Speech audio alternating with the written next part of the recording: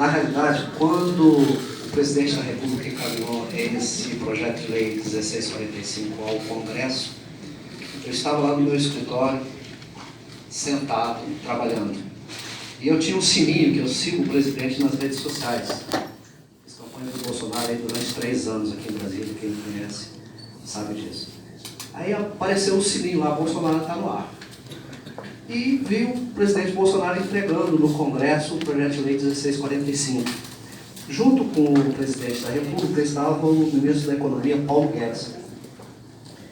E na fala do ministro da Economia, Paulo Guedes, após a entrega do projeto de lei no Congresso 1645, ele fala uma coisa que me chamou a atenção. Ele disse assim: estamos entregando esse projeto de lei aqui e terá uma economia de 10 bilhões em 10 anos. E aquilo me chamou a atenção. Eu falei, bom, se tem economia, na minha casa, quando eu falo para minha esposa que nós vamos fazer economia, nós vamos cortar em algum lugar. Me chamou a atenção e no dia seguinte eu tive acesso ao PL. E ali começou a minha, não vou dizer minha luta, começou meus estudos sobre o PL, comecei a ler. Mas antes de entrar nos detalhes do PL, eu queria dizer o seguinte para vocês. Primeiramente, eu queria agradecer a presença de vocês.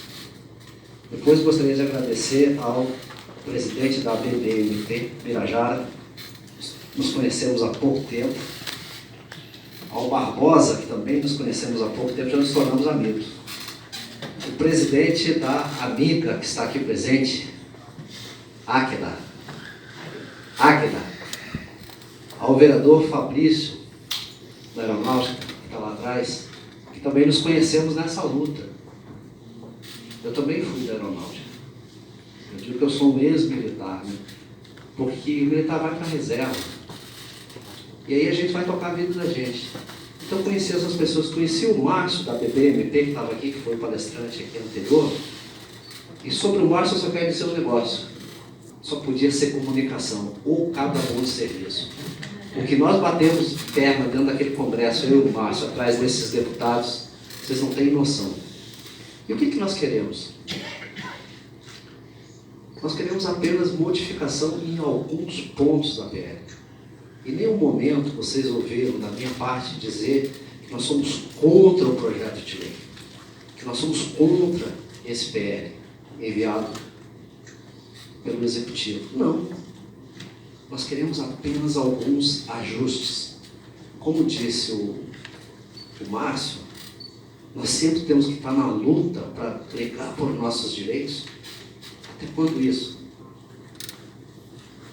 Bom, vou entrar agora na questão do PL 1645 e queria pedir para vocês, eu vou passando os slides e vou comentando.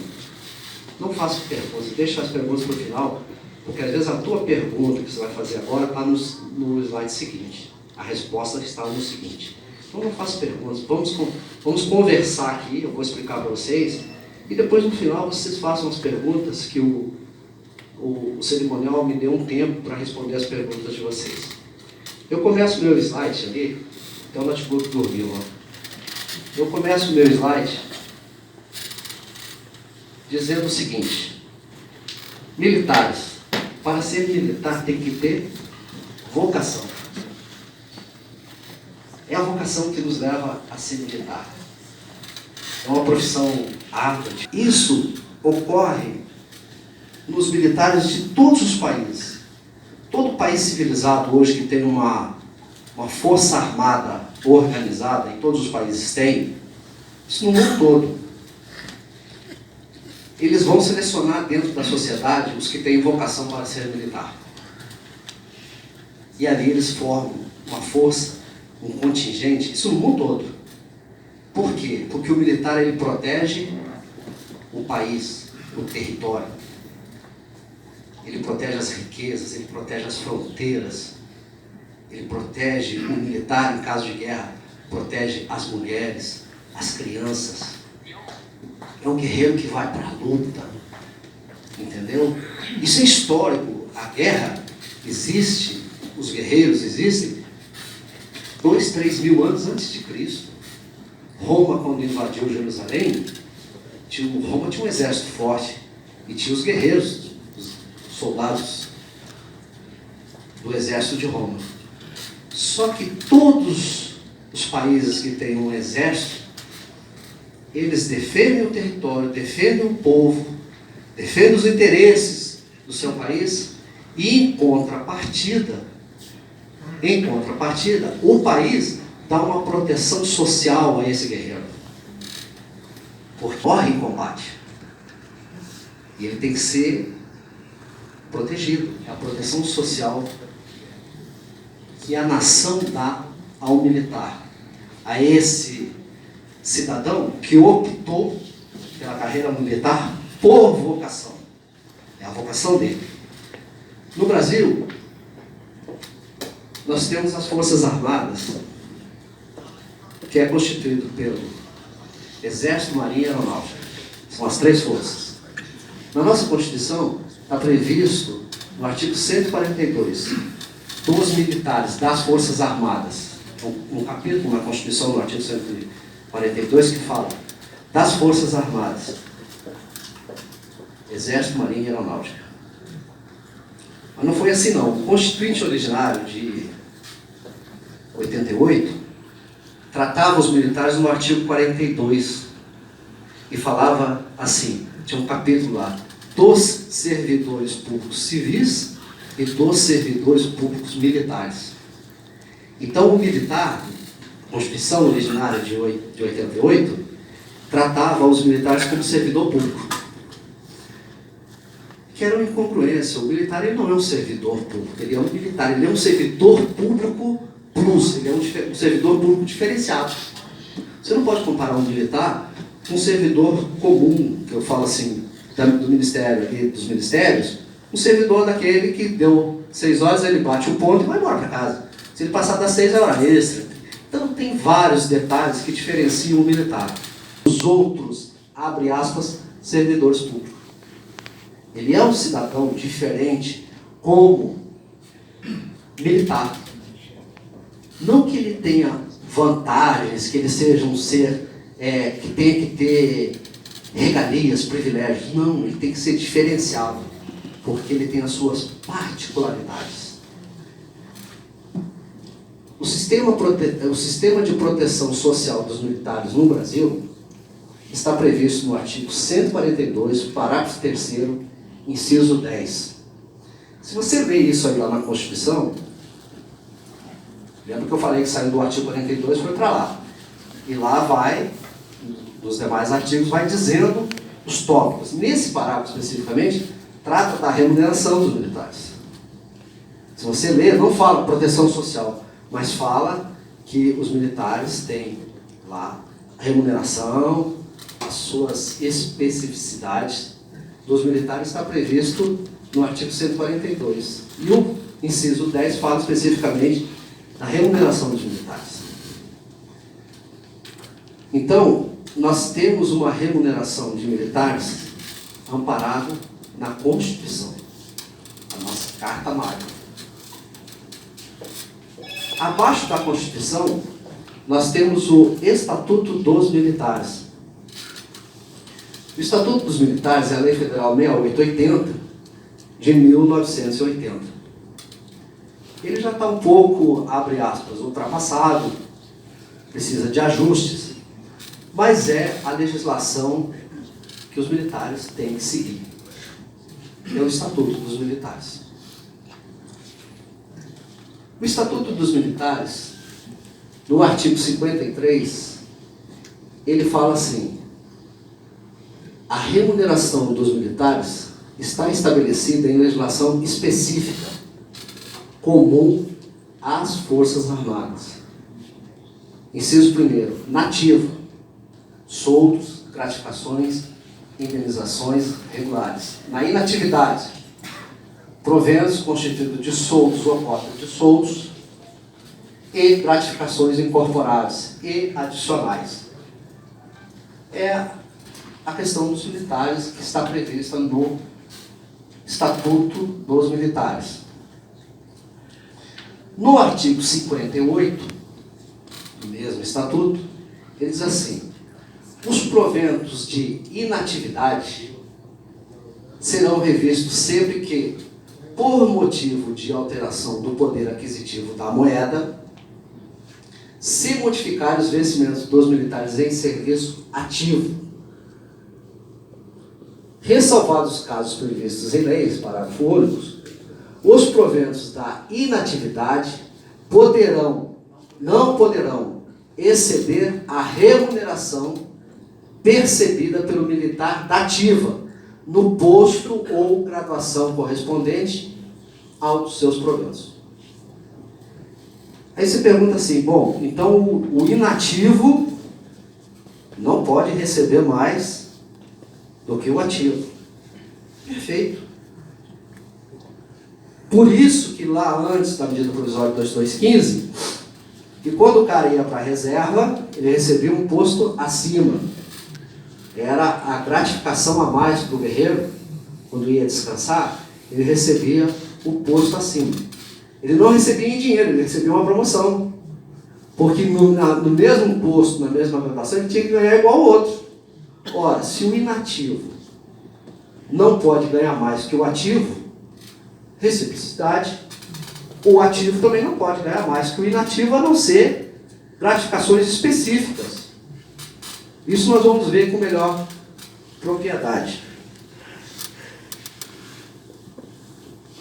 Aí veio a medida provisória 2215, em 2001, a chamada medida Remetendo Mal.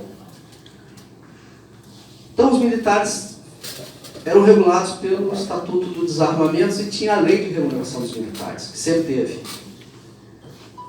Aí veio a medida provisória 2215 e retirou dos militares, de uma canetada só, porque a medida provisória 2215 está no Congresso até hoje e não foi votada. 18 anos depois, ainda não foi votada.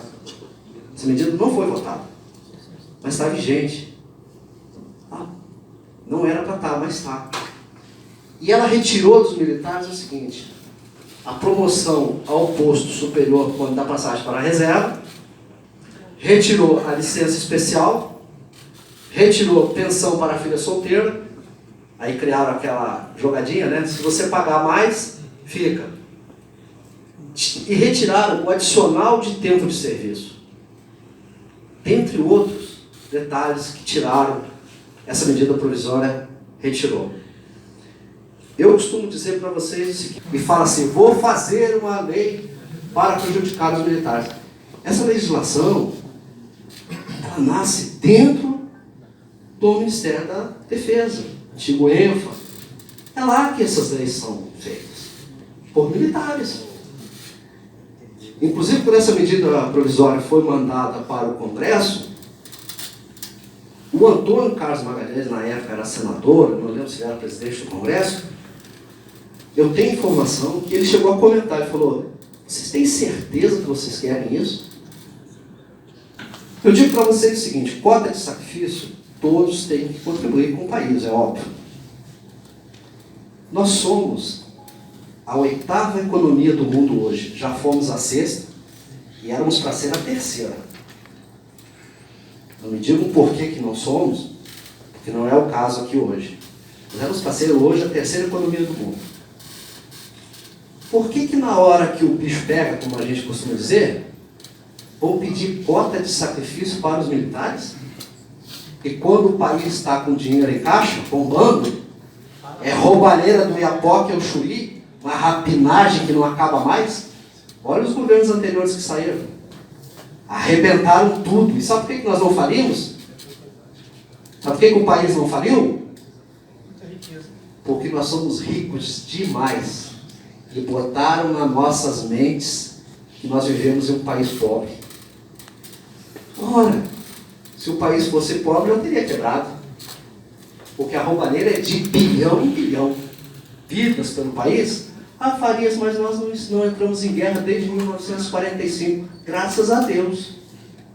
Mas não significa o país não precisa estar em guerra para valorizar os militares. É o contrário. Em tempo de paz é que os exércitos se fortalecem.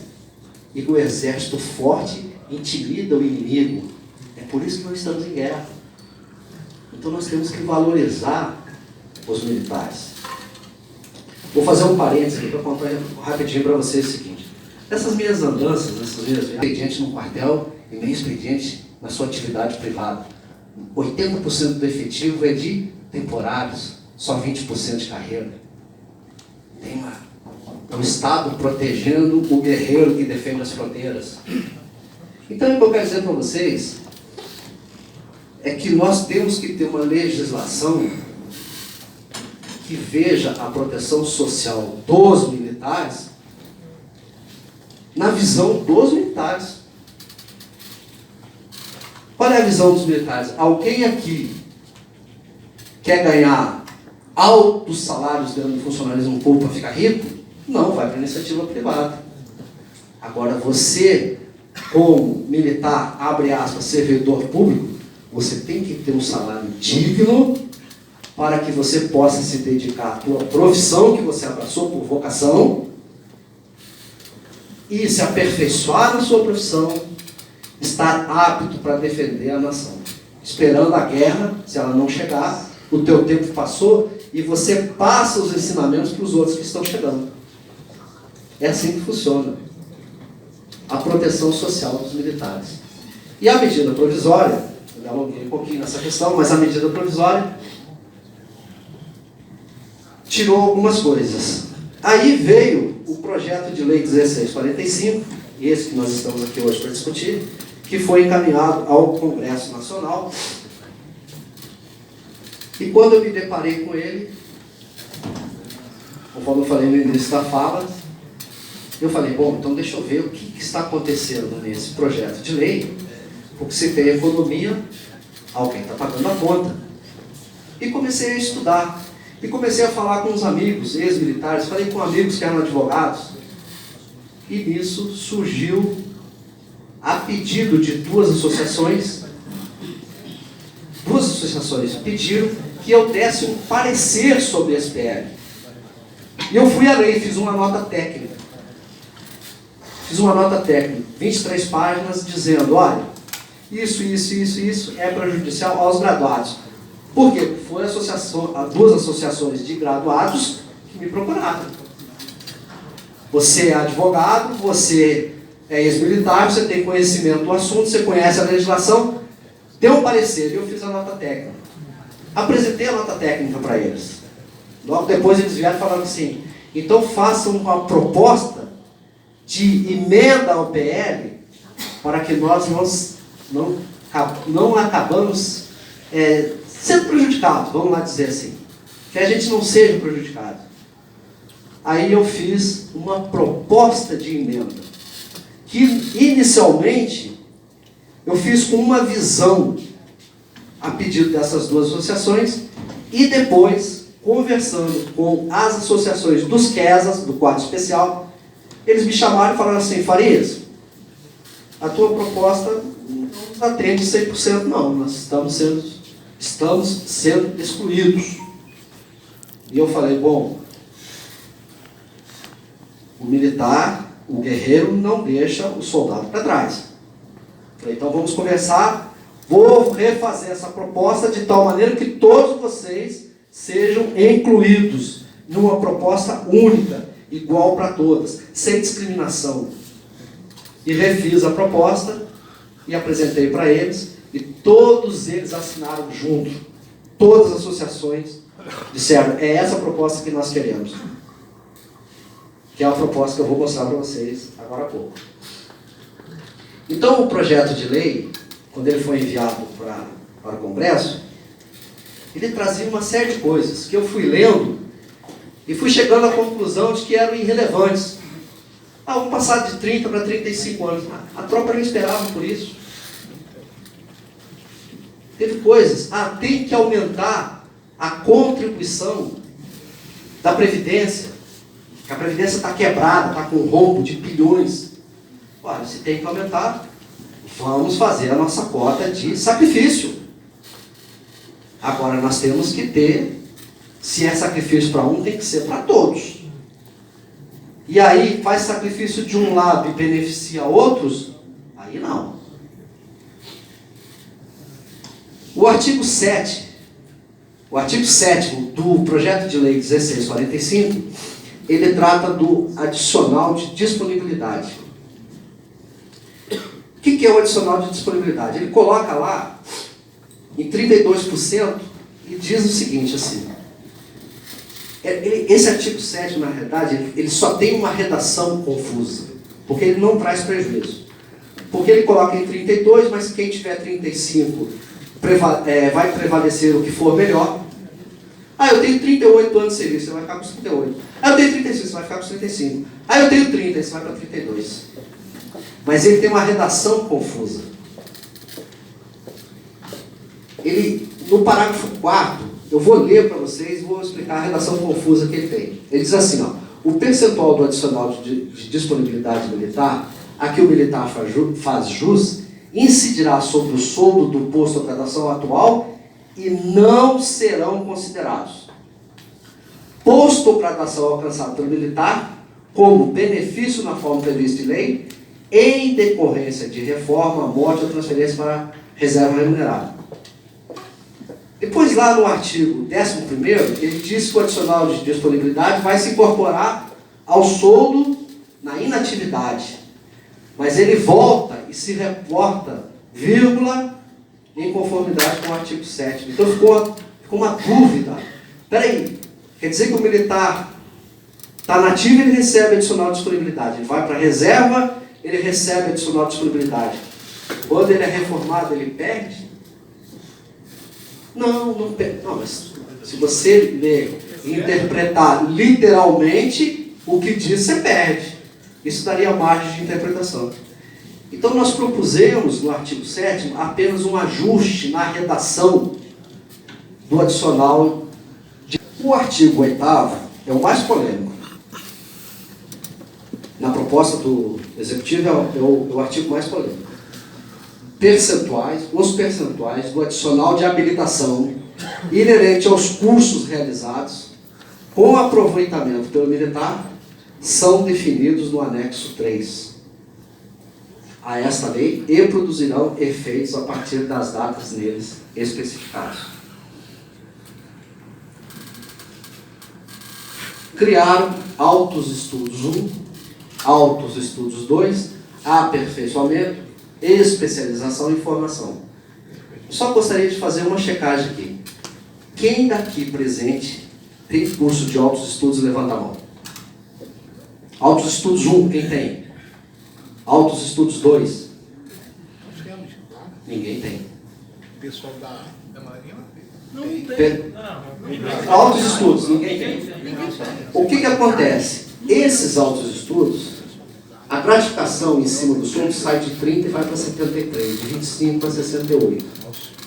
E eles criaram um dispositivo dizendo o seguinte: os cursos de altos estudos poderão fazer generais, não sei o que lá, superficial. Curso de altos estudos, não sei o que, coronel, não sei o que, e primeiros sargentos. Poderão fazer. Só que os guerreiros que estão na reserva não fizeram. Então não terão acesso aos cursos de altos estudos 1 e 2. Exatamente. E os que estão na ativa, talvez façam. Por quê? Porque se você ler a portaria da aeronáutica, especificamente que eu li, a 1275, eles criaram as regrinhas lá. Da Marinha é pior. Eles criaram as regrinhas lá.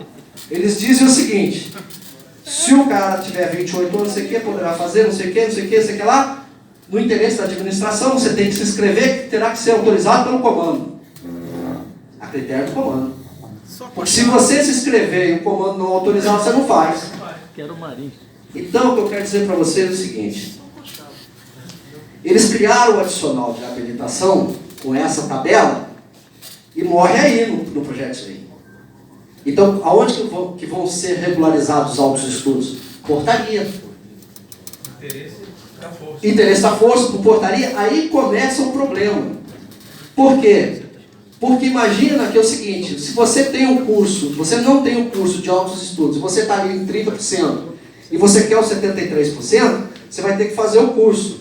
Mas vamos supor que a portaria criou uma regra: 2 primeiros sargentos, que é o curso de altos estudos 2, a administração autoriza ele a fazer e não autoriza o outro a fazer o curso. Então, os 2 primeiros sargentos, ele vai ganhar de 25 para 68, olha a diferença, em cima do soldo. Nós vamos ter militares na mesma força, na mesma graduação, um ganhando mais que o outro. E mais. Eles, a portaria do Exército, considerou um curso chamado Chacal, que a maioria dos suboficiais tem lá, como altos estudos. Então, vai ter uma avalanche de militares do Exército que vão receber. E uma avalanche de militares da Aeronáutica e da Marinha que não vão receber. Então, houve um desequilíbrio. Nisso. Eu costumo dizer a questão das portarias. Eu vou falar para vocês melhor sobre portarias mais na frente. Mas eu quero dizer para vocês o seguinte. Eu tive um dissabor com portaria há um tempo atrás. Esse aqui é um parênteses que eu estou fazendo. Remuneração. Atos gravados. Por quê? Sem fazer crítica. Eu sempre falo isso. Às vezes o pessoal acha que... Não, eu sempre falo. Adão Farias, queria que um general ganhasse 100 mil reais por mês. Você sabe por quê? Porque o sargento saía da margem da pobreza que ele vive hoje. Outro parênteses. Um dia eu estava falando, me chamaram para falar sobre esse assunto, eu estava falando, e levantou a esposa de um sargento da Aeronáutica. Depois que eu acabei de falar, ela falou assim: Farias, deixa eu te falar um negócio. Eu estou há 3 anos desempregado, disse a esposa dele. Estou há 3 anos desempregado. Nós estamos morando de aluguel. Tenho 2 crianças pequenas.